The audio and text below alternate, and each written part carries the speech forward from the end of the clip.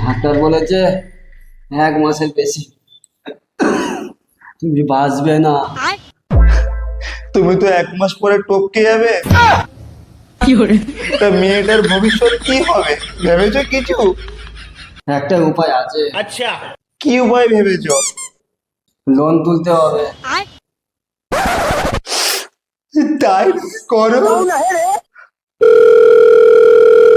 Hello sir, বলছি আমাদের loan নেওয়ার আছে। ও আচ্ছা, লোন লাগবে। আচ্ছা ঠিক আছে, আমি আসছি।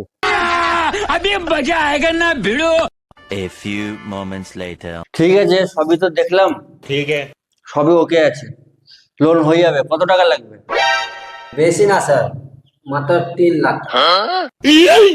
3 লাখ টাকা যে নেবে বলছো, 3 লাখ টাকা দিতে পারবে তো? আরে স্যার, একবার দিয়েই দেখুন না। ঠিক আছে দাদা, লোন দিচ্ছি, তোমাদের ইন্স্যুরেন্স করতে হবে।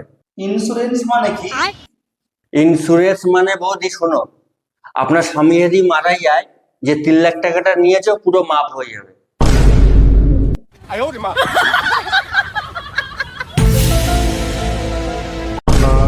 স্যার কি লোন দেবো? 10 মিনিট আগে টপকে গেছি আমার স্বামী।